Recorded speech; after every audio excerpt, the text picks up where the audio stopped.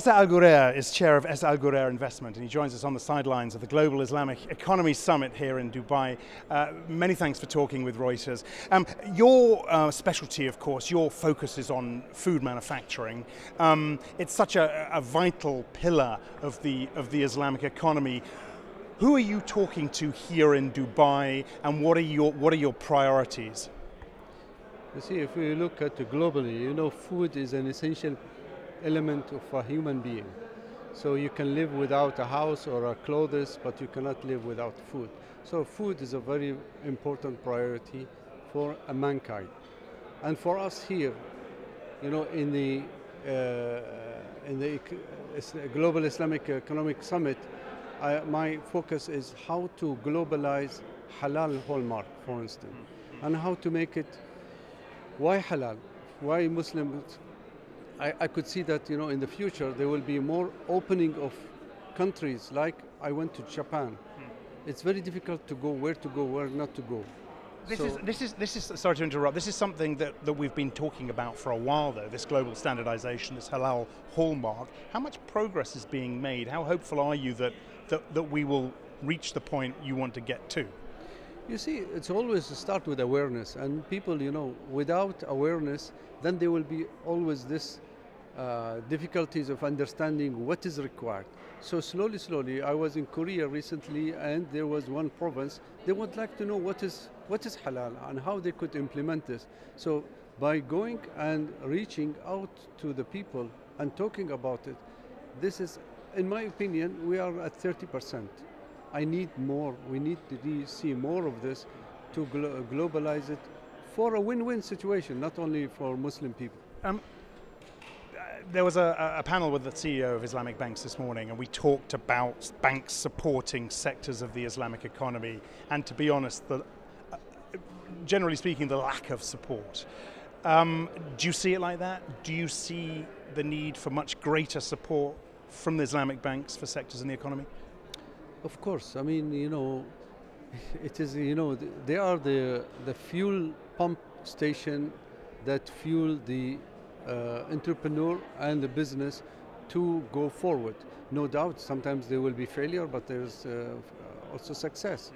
But we need to see more partnership with each other to be able to increase this flow of money between the two sides. I'm going to bring David French into the conversation here. David works for the Reuters Bureau here in Dubai. Go ahead, David. Hi. So, given the lack of standardization, this lack of common hallmark for Islamic products, how do you make sure that you're marketing your products to an Islamic consumer in a way that benefits both them and makes their choices easier? And also, as a business as well, how do you make sure that you're working in a way which is improving and making sure that your products are there for the Islamic consumer?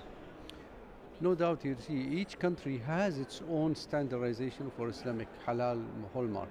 But I'm looking for a global standardization rather than a regional or a country eccentric only.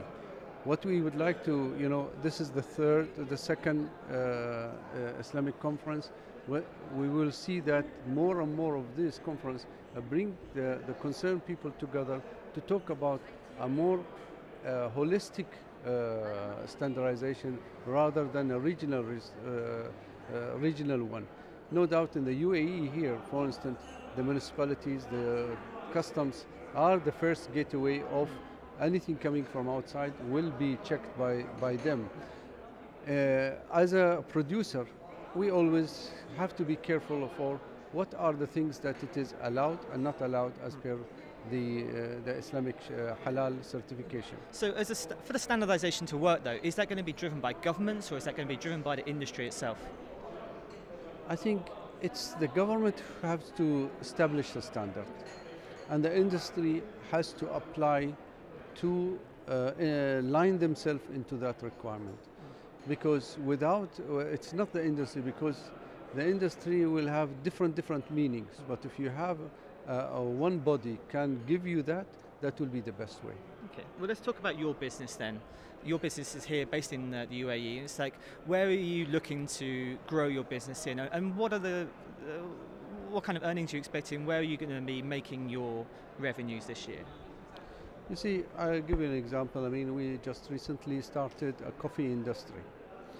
You know, in a real estate business, you are in one place. But the good thing about manufacturing and, for instance, this coffee business, my global is the GCC, the Arab world, and, for instance, East Africa.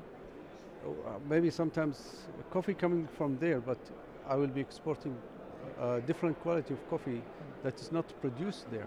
So I could see that the region and the Middle East is our market. Yeah.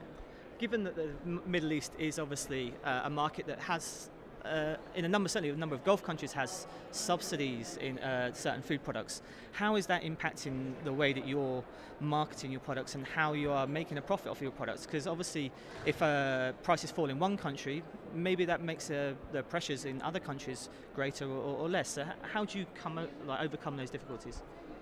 You see, these difficulties, I agree with you. Some of the subsidies, like for instance, flour in the UAE is not subsidized, maybe in Abu Dhabi is subsidized, but in Saudi Arabia is heavily subsidized. But they are not able, now the government saw that there is a product is going out of the country, and now what they are doing is putting tax on export because they are subsidizing local product.